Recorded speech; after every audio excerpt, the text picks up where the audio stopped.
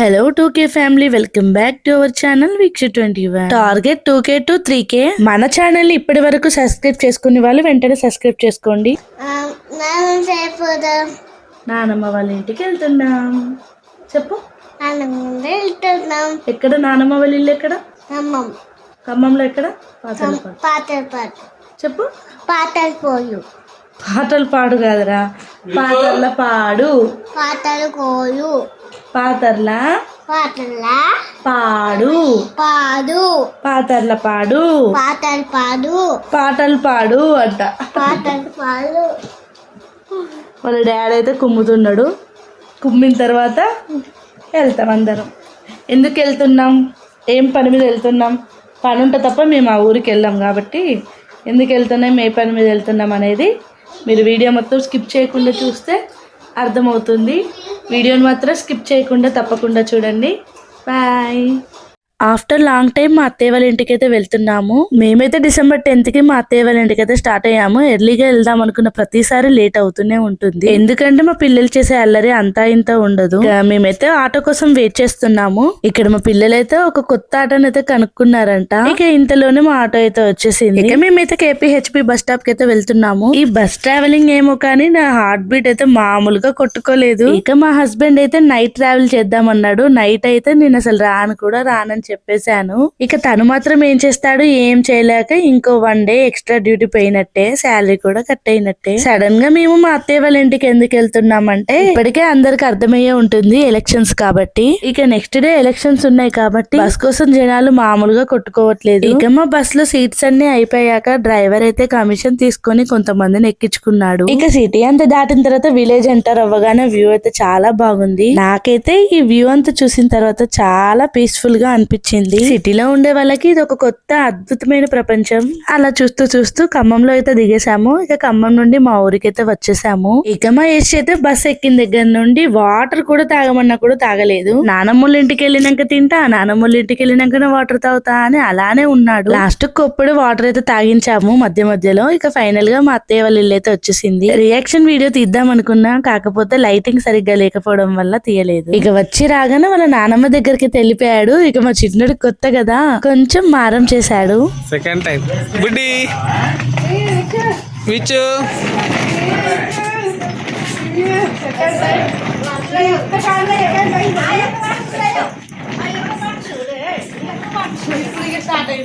ఎవరికి ఫోన్ ఇప్పుడు అయిందంట మార్నింగ్. ఊర్లో చలి పెడుతుంది మరి, ఇప్పుడు అయింది మార్నింగ్. యశ్ గారు ఊరికి వెళ్ళాం ఫ్రెండ్స్ అంట. ఏంటి ఫ్రెండ్స్? ఊరికి వెళ్ళారా ఫ్రెండ్స్? ఏం చిన్నావు ఫ్రెండ్స్ అంట. ఏం చేస్తున్నావు ఫ్రెండ్స్? ఇక విలేజ్ లో వీక్లీ లేదంటే మంత్ లో ఒకసారి గోమాతను అయితే తీసుకొని వస్తారండి. ఈ గోమాత అన్ని గోమాతల్లా కాదు, ఈ గోమాతకి 6 కాళ్ళు ఉంటాయి. ఇక మా అత్తయ్య చూసిన తర్వాత వదిలిపెడుతుందా, ఇక అందరిని తీసుకెళ్లి మొక్కిచ్చేసి కానుకైతే వేసింది. నేను కిచెన్ లో పనిచేస్తుంటే కూడా రావే అని చెప్పేసి నన్ను దగ్గరుండి తీసుకెళ్లి మొక్కించింది. నా చిన్నప్పుడు నేను కూడా చూశాను ఇలా బండిలో తీసుకురావడం, కానీ ఇప్పుడు అసలు కనుమరుగైపోయాయి అవన్నీ. సలిమిడి చేస్తున్నా, గారెలు చేస్తున్నా. నాకు చేస్తే నువ్వు తింటున్నావు ముందు మరి నువ్వేం చేస్తున్నావే? మా అత్తయ్య అరసలు చేసినప్పుడు మా ఆయన కోసం చలిమిడి అయితే పక్కన పెట్టింది, అదైతే తినిపిస్తుంది.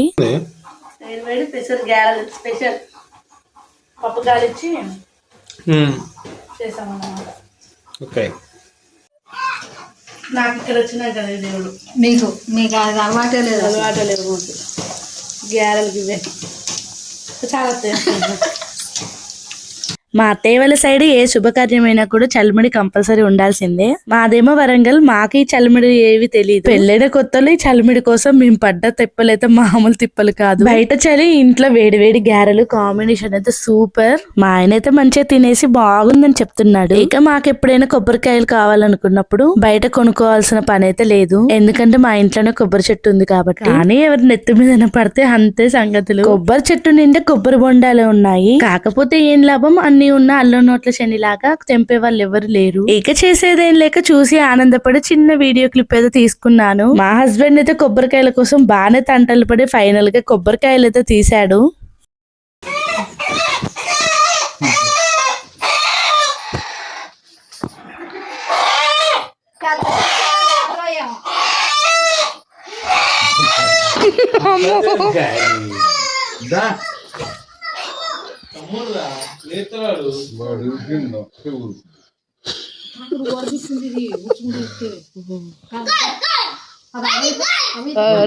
మనం కోసుకున్న అందరు తెలవాలా? కోయి కోయి కొన్ని కోయి కోయి కొన్ని కోయాలి.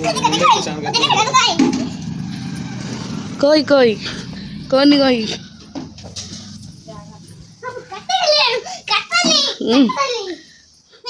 మళ్ళీ నువ్వే రిలీజ్ అయ్యి. మా హస్బెండ్ కి అయితే తిక్కుంటుంది కానీ దానికి లెక్క అంటూ ఉండదు. ఏదో వీడియో తీసుకుంటే నా మొహాన్ని పెడుతున్నాడు, పుసుక్కున్నది నా కళ్ళలో పొడిస్తే అంతే. ఇక కోడిని తీసుకొని ఎక్కడికి వెళ్తున్నాం మీకు కూడా అర్థమయ్యే ఉంటుంది. మా చిన్నోడి అన్నప్రసన్నకు వస్తే మళ్ళీ ఆఫ్టర్ లాంగ్ టైం 1.5 years తర్వాత మళ్ళీ ఇప్పుడే వచ్చాము. ఇక ఎప్పటిలాగానే ఈసారి కూడా పొలం దగ్గర ఉన్న మైసమ్మ తల్లికి కోడిని కోయడానికి అయితే వెళ్తున్నాము. లాస్ట్ ప్రీవియస్ వీడియోస్ మీరు చూసినట్లయితే మా యశ్ అయితే కోడిని అయితే వదిలిపెట్టేశాడు. అప్పుడు మేము పడ్డ తిప్పులైతే మామూలు తిప్పులు కాదు, 3 చెరువుల నీళ్లు తాగారంటారు కానీ మేమైతే 7 చెరువుల నీళ్లు తాగేసాం. కానీ ఈసారి అలా జరగకూడదని చెప్పేసి బందోబస్తుగా జాగ్రత్తలు తీసుకున్నాము. ముఖ్యంగా ఇంటి దగ్గర నుండి వచ్చేటప్పుడు మా పెద్దోడికైతే చెప్పేశాము, నువ్వు పోయినసారి లాగా కోడిని వదిలిపెట్టావంటే నీకు మామూలుగా ఉండదురా అని చెప్పి కౌన్సిలింగ్ ఇచ్చి తీసుకొని వచ్చాము. ఇక ఇక్కడ కనిపిస్తున్న పొలంలో మా అత్తయ్య వాళ్ళు కౌలుకి తీసుకొని పంట అయితే వేస్తారు. ప్రెసెంట్ అయితే మొక్కజొన్న అయితే వేశారు. మా పెద్దోడికి అయితే ఏ భయం లేకుండా వెళ్తున్నాడు. నేనేమో ఎక్కడి నుండి ఏ పాము వస్తుందా అని భయపడుతూ వెళ్తున్నాను.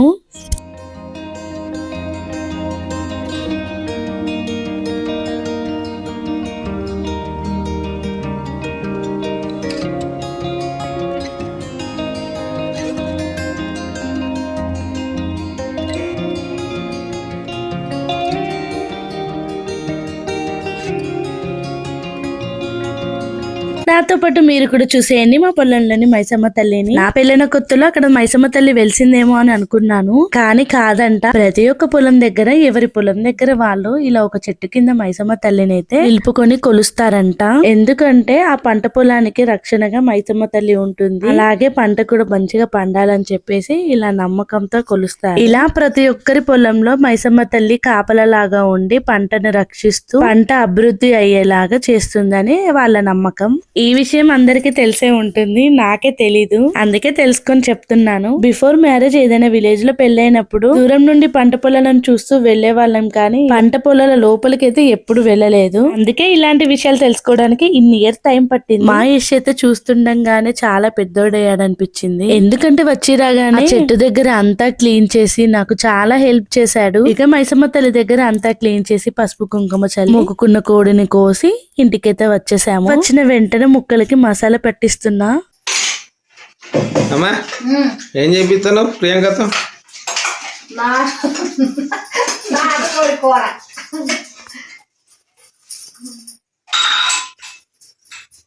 మా హస్బెండ్ అయితే ఎక్కడికి వెళ్ళినా వదిలేలా లేడు. ఇక్కడికి వచ్చిన తర్వాత కూడా నాతోనే వంట చేయించుకొని తింటున్నాడు. ఇక్కడ కనిపిస్తున్న ఎగ్స్ అయితే ఒకటి మా పెద్దోడికి ఒకటి మా చిన్నోడికి అని అయితే చెప్తున్నాను. ఇంతలోపే మా మామయ్య వచ్చి ఎక్కడ మేము ముందే తినేస్తామో అని అవి తీసి పక్కన పెట్టున్న మన వాళ్ళకైతే అంటున్నాడు. ఇక నేనైతే నాటుకోడి కర్రీ అయితే చేయడం స్టార్ట్ చేశాను. ముందుగా అయితే మనం చికెన్ నీట్ గా కడుక్కొని ఉప్పు కారం పసుపు అల్లం ధనియాల పొడి మసాలా అన్ని కలిపి పక్కన పెట్టేసుకోవాలి. ఇక ఒక గిన్నె తీసుకొని సరిపడేంత ఆయిల్ వేసుకొని ఓల్ గరం మసాలా పచ్చిమిర్చి ఉల్లిపాయ పుదీనా వేసి కలుపుకోవాలి. ఇదంతా మంచిగా మగ్గిన తర్వాత ముందుగా కలిపి పక్కన పెట్టేసుకున్న చికెన్ అయితే అందులో వేసుకోవాలి. వేసుకున్న చికెన్ అంతా మగ్గిన తర్వాత మనకు సరిపడేంత వాటర్ అయితే పోసుకోవాలి, ముక్క మునిగేంత వరకు. ఇక ఫైనల్ గా వాటర్ పోసుకున్న తర్వాత ఉప్పు కారం ఈ రెండిట్లో ఏది తక్కువైనా ఇప్పుడే వేసుకోవాలి. అలాగే సన్నగా తరిగిన కొత్తిమీర కూడా వేసుకోవాలి. ఇప్పుడు కర్రీ మనకు కావాల్సినంత క్వాంటిటీలో చిక్కపడిన తర్వాత ధనియా పౌడర్ ఇంకా మసాలా చిటికడంతా వేసి మిగిలిన కొత్తిమీర కూడా వేసి స్టవ్ ఆఫ్ చేసుకోవాలి.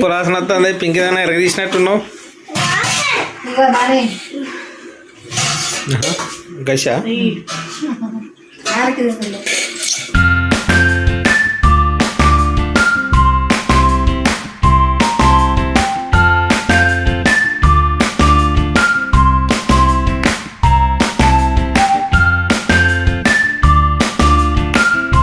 ఇక ఇక నేను మా అత్తయ్య ఊర్లో ముచ్చట్లన్నీ ముచ్చట పెట్టేసుకొని లంచ్ కి అన్ని రెడీ చేస్తున్నాము. మా అత్తయ్య వాళ్ళ ఇంట్లో ఎప్పుడు ఉండే స్పెషల్ అయితే ఈ పెరుగు. అటు చేసి చేరిరగొట్టినామా దొరా సార్ అన్నం తినారా మీరు? మళ్ళా బే అంటాడు. ఒక మార్పు చేరిరగా మా అమ్మ మొహం మార్చుకున్నా. నేను అనలే అట్లా, నువ్వు మార్చుకున్నా జోక్ చేసిన.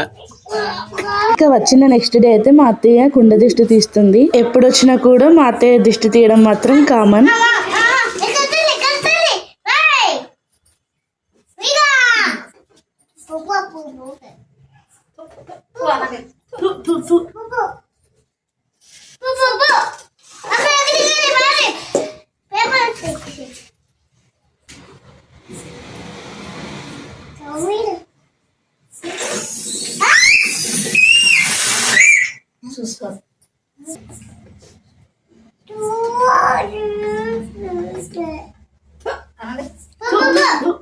చూసారు కదా మా అత్తయ్య దిష్టి తీస్తే ఎలా సౌండ్ వచ్చిందో, అలా సౌండ్ బాగా వస్తే దిష్టి బాగా ఉన్నట్టు.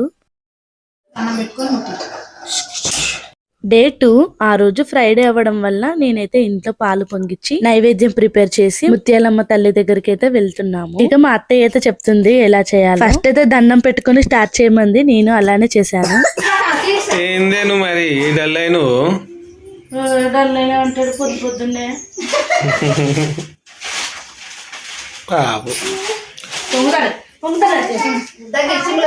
ఉంచు.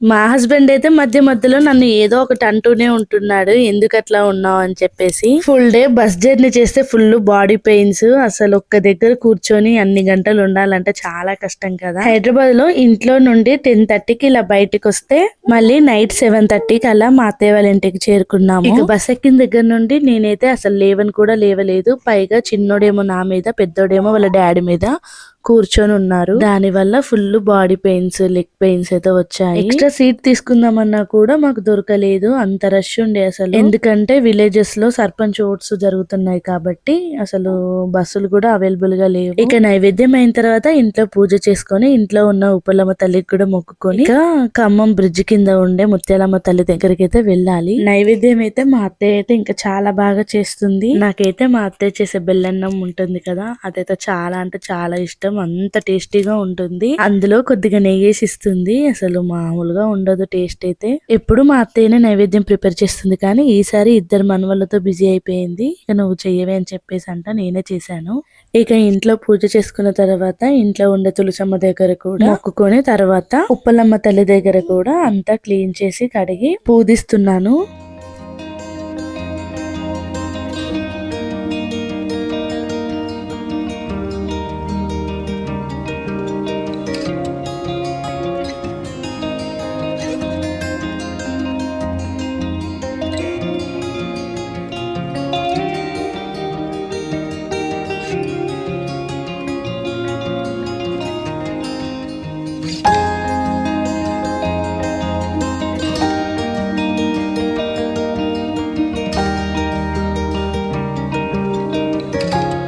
ఇక మా హస్బెండ్ అయితే పిల్లలిద్దరిని అత్తయ్య దగ్గర వదిలేసి వెళ్దామని అయితే అన్నాడు. కాకపోతే మొక్కే వాళ్ళ గురించి కదా, వాళ్ళని తీసుకొని వెళ్దాము, వాళ్ళతోటే చేయిద్దామని చెప్పేసి నేనైతే తీసుకొని వెళ్దామని రెడీ అయితే చేశాను. మా బుడ్డోళ్ళిద్దరు ఎలా ఉన్నారు కామెంట్ చేయండి. మా విలేజ్ అయితే ఒకప్పటికంటే ఇప్పుడు చాలానే డెవలప్ అవుతుంది. ఎందుకు చెప్తున్నా అంటే మా రిలేటివ్స్ లో ఒకరైతే మీ ఊర్లో కుక్కలు తప్ప ఎవరు తిరగరని అయితే కామెంట్ చేశారు. అందుకే ఎవరు కూడా ఊరికే అనరు బంధువులు రా బంధువులు అని. ఊరికే ఒక మాట అనేసి వాళ్ళ సెల్ఫ్ సాటిస్ఫాక్షన్ కోసం ఎవరినో ఒకరిని బాధ పెడుతూ ఉంటారు.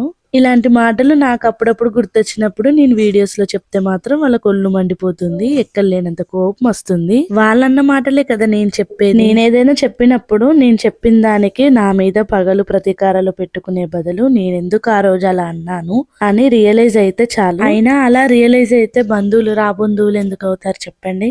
ఇదే కాకుండా నాకు పెళ్ళైన వెంటనే కన్సీవ్ అయ్యి నాకు 2 పిల్లలు పుట్టడం వల్ల కూడా వాళ్ళకి ఇబ్బంది అవుతుంది. నాతోని నా ముందే నన్ను పట్టుకునే నీకైతే పిల్లలు పుట్టారు, మా పిల్లలకైతే పిల్లలు లేరు అని చెప్పేసి అంటే నేనేమైనా వాళ్ళని కనొద్దని చెప్పేసి ఏమైనా అడ్డుపడ్డానా? దేవుడు ఎవరికి ఏది ఇవ్వాలో వాళ్ళకి అది ఇస్తాడు. వెనక ముందైనా కూడా అందరికీ ఇస్తాడు. మీరు ఏ విషయంలో అయితే అన్నారో ఆ విషయం మీకు అయింది కాబట్టి మీరు అన్న మాట వెనక్కి తీసుకుంటారా? తీసుకోలేరు. అందుకే ఒక మాట అనే ముందు జాగ్రత్తగా చూసుకొని అనండి. ఈ మాట నాతో అని కూడా 3 years అవుతుంది, కానీ ఇప్పటికీ నా మనసులో ఆ బాధ అయితే ఎప్పుడూ ఉంటుంది. అన్నవాళ్ళు బయట వాళ్ళు అయితే మర్చిపోవచ్చు, కానీ మన అనుకున్న వాళ్ళే ఇలా మాట్లాడితే అది నేను అస్సలు మర్చిపోలేను. నా వెనుకైతే నేను నమ్మిన అమ్మవారు అయితే ఉంది. ఆ అమ్మవారి సాక్షిగా చెప్తున్నా, నా ప్రమేయం లేకుండా నా మీద నిందలు మోపిన, నా గురించి తప్పుగా ఇంకొకరికి చెప్పిన, నేను చేయని దానికి కూడా నేను చేసినా అని అందరికి చెప్పుకున్నా, అనవసరమైన విషయాలకు నన్ను బాధ పెట్టిన ప్రతి ఒక్కరికి చెప్తున్నా, నన్ను బాధ పెట్టిన దానికి 100% రివర్స్ మీరు కూడా బాధపడే రోజు ఒకటి వస్తుంది. ఇక వీడియోలోకి వచ్చేస్తే ముత్యాలమ్మ తల్లి దగ్గరికి అయితే బయలుదేరాం. ముత్యాలమ్మ తల్లి టెంపుల్ పక్కనే ఈ వారాహి అమ్మవారి టెంపుల్ కూడా ఉంది. ఇక నా సంతోషానికి అవధులు లేవు. చాలా అంటే చాలా హ్యాపీగా ఫీల్ అయ్యాను. ఇక అమ్మవారిని దర్శించుకొని మంచిగా మొక్కుకొని నా మనసులోని బాధలన్నీ చెప్పుకొని ఇక పక్కనే ఉన్న ముత్యాలమ్మ తల్లి టెంపుల్ కి అయితే వచ్చేసాము.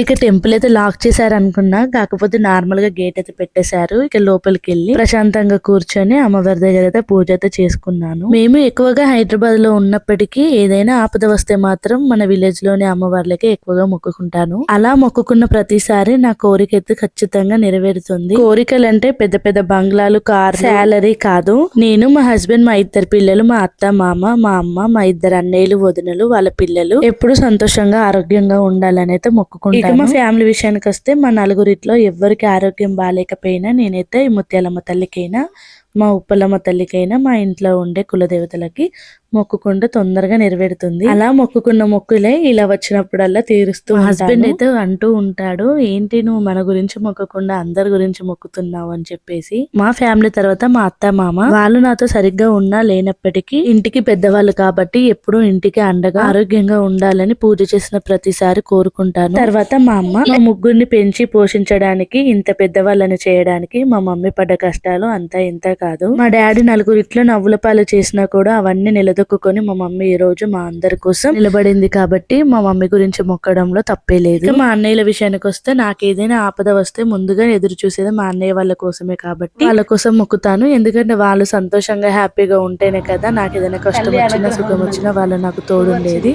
ఇక నాకైతే కొబ్బరికాయల పువ్వు అయితే వచ్చింది. వారాహి అమ్మవారి దగ్గర కొట్టిన కొబ్బరికాయలు కూడా పువ్వు వచ్చింది. ఇక ముత్యాలమ్మ తల్లి దగ్గర కొట్టిన కూడా పువ్వు వచ్చింది. ఇక చాలా హ్యాపీగా అనిపించింది. ఇక ముత్యాలమ్మ తల్లి దగ్గర కోళ్ళని అయితే కోసాం కదా, ఇక దాంతో చికెన్ బిర్యానీ ఇంకా చికెన్ పకోడీ అయితే ప్రిపేర్ చేస్తున్నా. మా అత్తయ్య వాళ్ళ ఇంట్లో ఫస్ట్ టైం చికెన్ పకోడీ చేసి మా అత్తయ్య మామయ్యకి అయితే ఇవ్వబోతున్నా. మా మామయ్యకి నాకైతే మాటలు లేవు మాట్లాడుకోవటాలు లేవు అన్నమాట. నేను ఇస్తే తీసుకుంటాడో లేదో అనుకున్నా, ఫైనల్ గా తీసుకున్నాడు. మీకు తెలుసా, కొత్తిళ్ళైనా పాతిళ్ళైనా మన తలుపులకో కిటికీలకో చీడ పురుగు పడుతూనే ఉంటుంది. అలా మా ఇంటికి పట్టిన చీడ పురుగు వల్ల మా మామయ్య నాతో మాట్లాడట్లేదు. నా పెళ్ళైన కొత్తలో చాలా బాగా చూసుకునేవారు. నాతో జోక్ చేసుకుంటూ నా మీద జోక్స్ వేస్తూ చాలా ఫన్నీగా ఉండేవారు.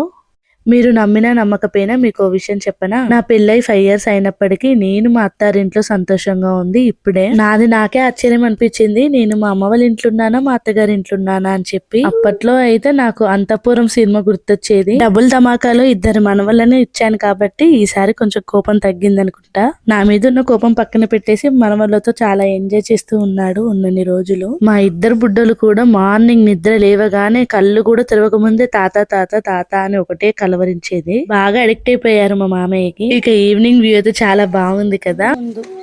ఇది ఇంత ముందు పక్కన గవర్నమెంట్ హాస్పిటల్.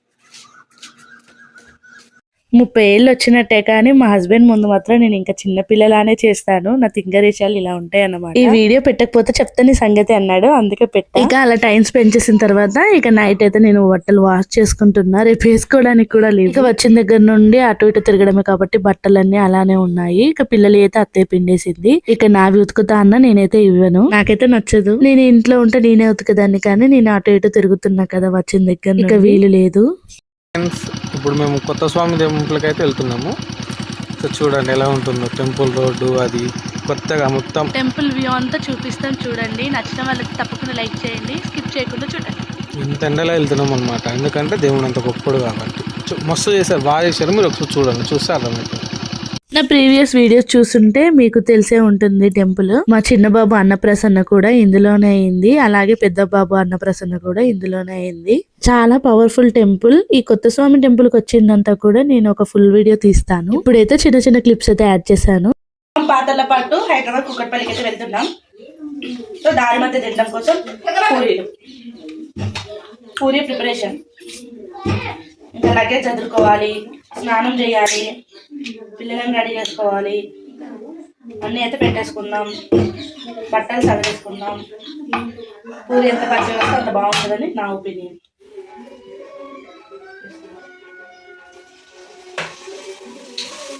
పూరి మంచిగా పొంగాలంటే ఇలా ఇలా పోయాలి. ఆయిల్ ఇలా పోస్తూ తిప్పుతూ ఉంటే మనకి పూరి మంచి రౌండ్ షేప్లో వస్తుంది. నాది రాలేదని అనుకుంటుంది, వస్తుంది.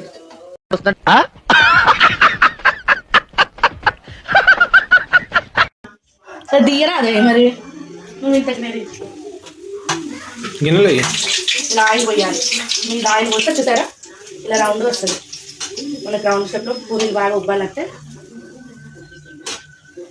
ఏ పిండితో చేసినా కూడా ఇలా ఆయిల్ పోస్తే వేడి మంచిగా హోటల్ స్టైల్లో పూరి రెడీ. ఈ పొట్టి పూరి ఒకటికి ఇంకొకసారి థర్డ్ టైం చూపిస్తా. మనకు హోటల్ స్టైల్లో రౌండ్గా రావాలంటే ఇలా ఇలా డిప్ చేసినప్పుడు బుడగలు రావాలి. ఆయిల్ అంత హీట్లో ఉండాలి.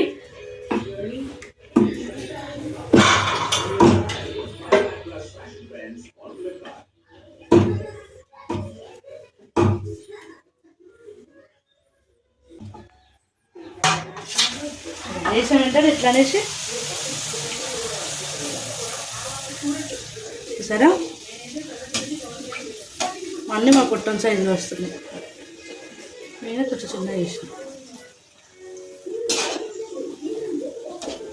ఇక నేను మా హస్బెండ్ అయితే మధ్య మధ్యలో జోక్స్ చేసుకుంటూ పూరీలన్నీ అయితే కంప్లీట్ చేశాను. ఇక వెళ్ళే టైం అయితే అయింది కదా, ఇంట్లో దేవుణ్ణి అయితే మొక్కుకొని ఉప్పలమ్మ తల్లిని కూడా మొక్కుకొని ఇక బయలుదేరడానికి అయితే స్టార్ట్ అవుతున్నాము. ఆ రోజు సండే అవడం వల్ల ఆటోస్ అన్ని ఖమ్మం వెళ్ళిపోయాయి. ఖమ్మం నుంచి మా అత్తయ్య వాళ్ళ ఇల్లు అయితే 25 to 30 kilometers ఉంటుంది అనుకుంటా. ఇక మా అత్తయ్య అయితే అందరికి ఫోన్ చేసి అడుగుతుంది ఆటోస్ ఉన్నాయా అని చెప్పేసి. ఇక ఆటోస్ అన్ని ఖమ్మం వెళ్ళిపోయాయని తెలిసాక ఇక బయలుదేరి. ఇక్కడ మా అత్తయ్య అయితే ఎదురొస్తుంది, చాలా బాధగా ఫీల్ అవుతున్నారు. మా అత్తయ్య ఇంకా మా మామయ్య అయితే చాలా బాధగా ఉన్నారు పిల్లలు వెళ్తున్నారని. కానీ ఏం చేస్తాం, వెళ్ళక తప్పదు కాబట్టి ఇక వెళ్తున్నాము. మా అత్తయ్య అయితే నాకు చాలా హెల్ప్ చేసింది. వీడియోస్ తీసుకోవి నీకు యూట్యూబ్ లో పెట్టుకోవడానికి అని చెప్పి దగ్గరుండి అన్ని తీయించింది. ఇక మా మామయ్య బండి మీద నేను పిల్లలైతే వచ్చాము. ఇక తెలిసిన అన్నయ్య బైక్ మీద మా మామయ్య ఇంకా లగేజ్ అయితే తీసుకొని వచ్చారు. అన్నయ్య హెల్ప్ చేయడం వల్ల అసలు రాగలిగాం, కానీ లేకపోతేనా మళ్ళీ నెక్స్ట్ డేనే వచ్చేవాళ్ళం. ఇక బస్ కోసం అయితే వెయిట్ చేస్తున్నాము. ఇక బస్ వచ్చేలా లేదని చెప్పేసి ఇక ఆటోలో అయితే వెళ్తున్నాము. ఫైనల్ గా బస్ స్టాండ్ కి అయితే వచ్చేసాము. అసలు హైదరాబాద్ బస్సులు అన్నీ ఫుల్ అయిపోయాయి. రాజధాని బస్ లో కూడా సీట్లు అయితే అసలు ఖాళీ లేవు. అప్పటికప్పుడు బుక్ చేసుకునేసరికి సరిపోయింది, కానీ లేకపోతేనా మా పని అయి ఉండేది. చూసారు కదా, ఇదండి వ్లాగ్. నచ్చితే గనక please like, share and subscribe to my channel. Thank you for watching.